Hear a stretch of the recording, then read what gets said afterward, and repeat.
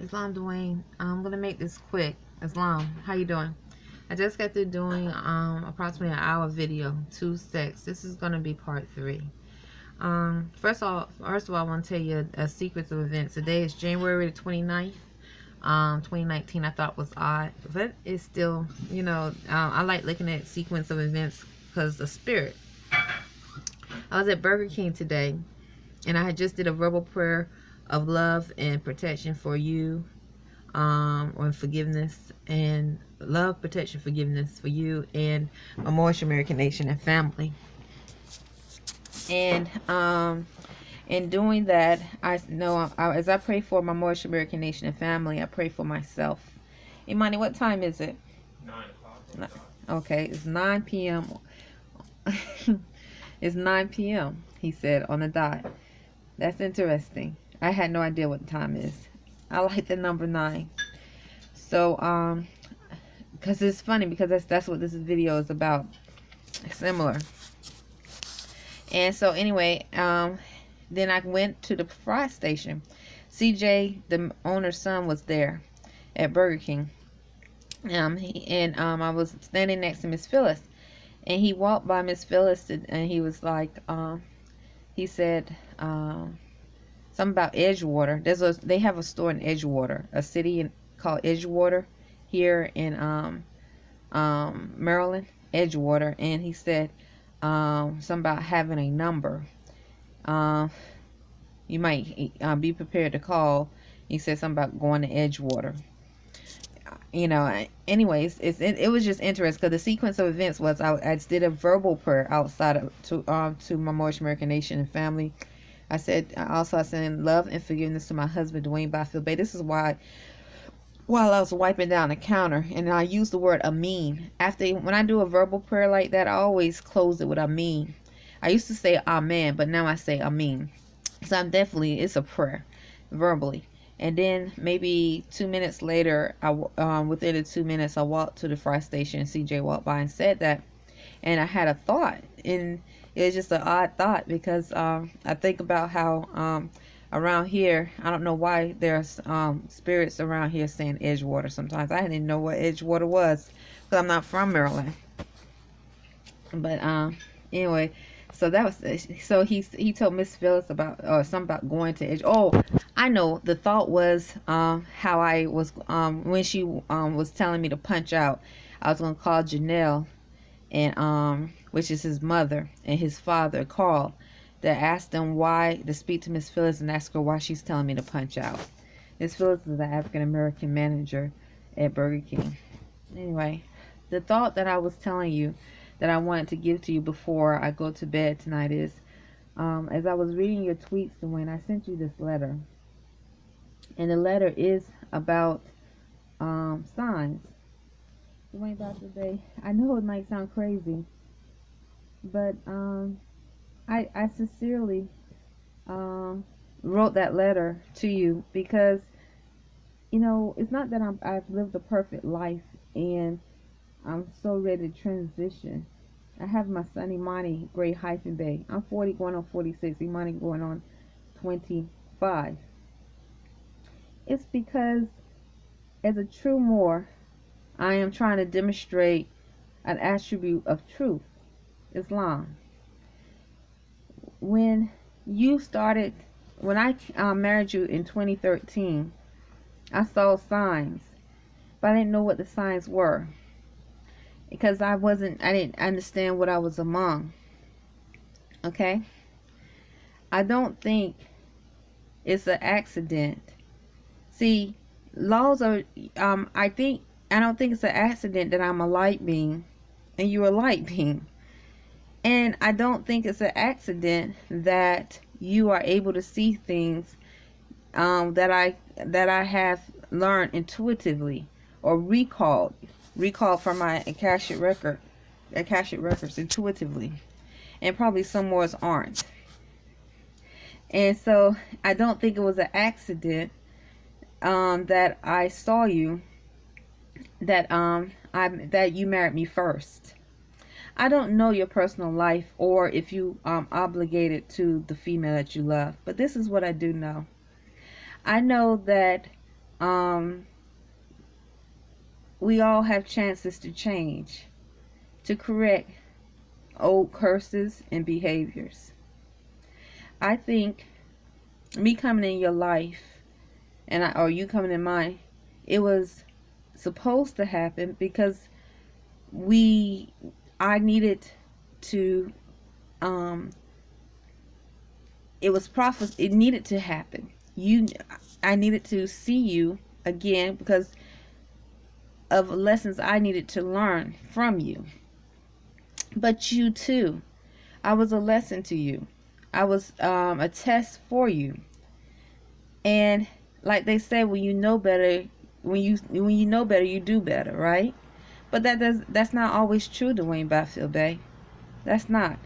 Because when I met you and you started dating, and I was already married to you, but you started dating the female that you love, I started receiving attacks. I was always the humble one because I had 2 boys and I was older, and I didn't know what I was among. I was just happy to be in your presence.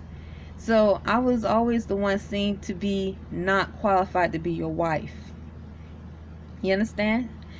A lot of abuse, a lot of attacks done for her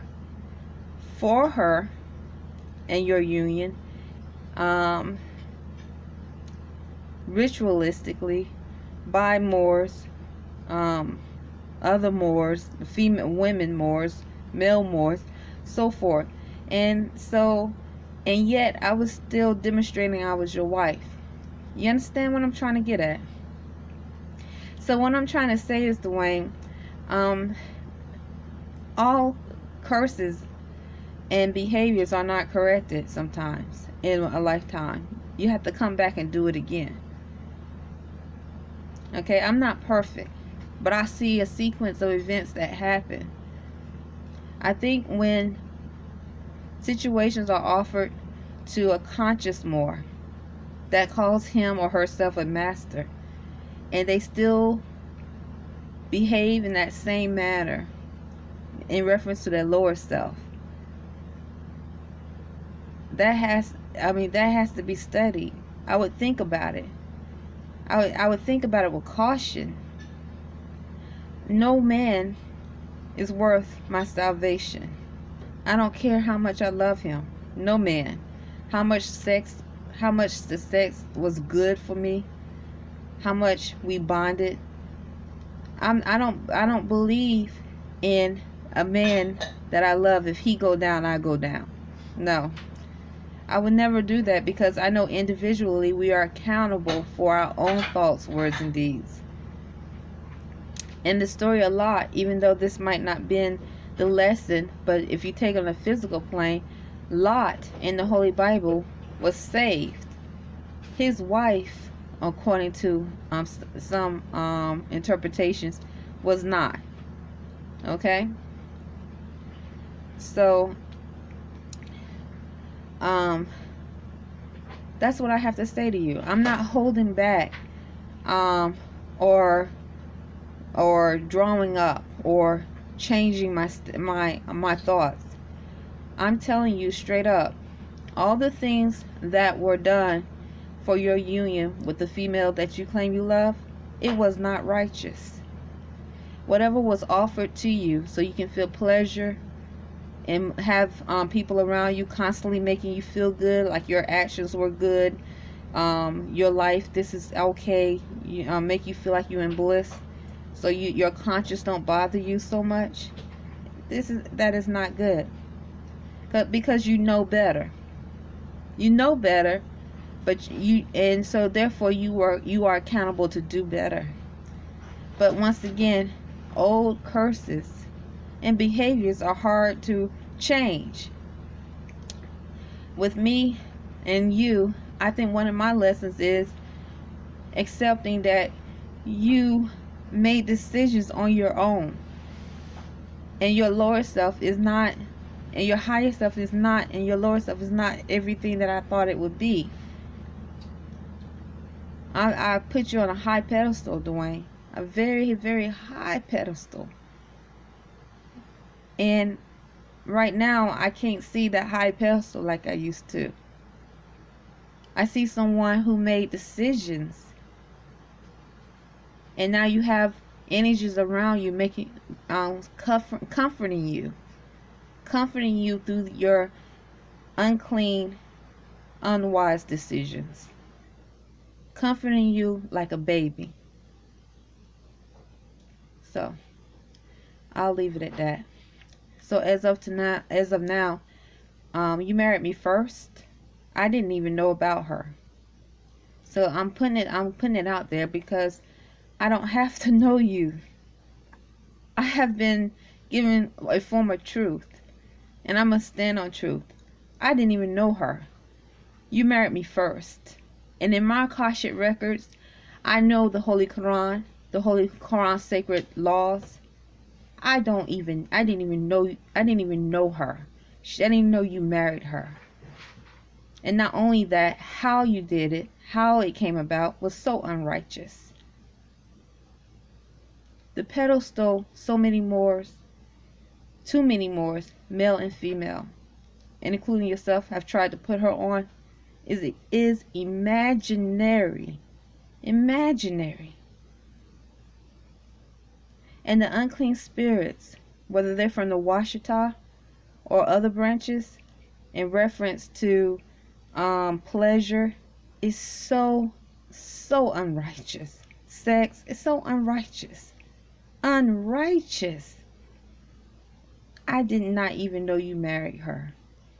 And so if I was to pull back those Akashic records, knowing you married me first for a reason, that sequence of event, you could have easily married her first between me and her. But you married, that sequence could have happened. But you married me first. And I'm telling you right now, I did not know her. I didn't know you married her. So I don't respect your marriage. And I don't respect how you union with her. I don't respect the harm that was done to put her on a pedestal. An unnecessary evil that could have been avoided.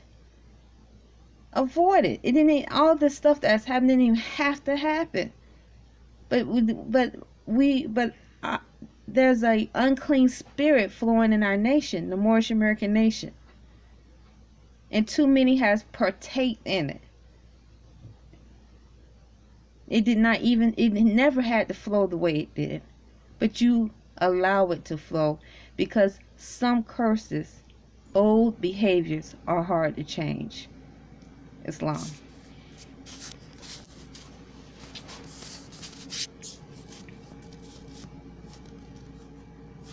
I know I look higher. I was laying down. Islam.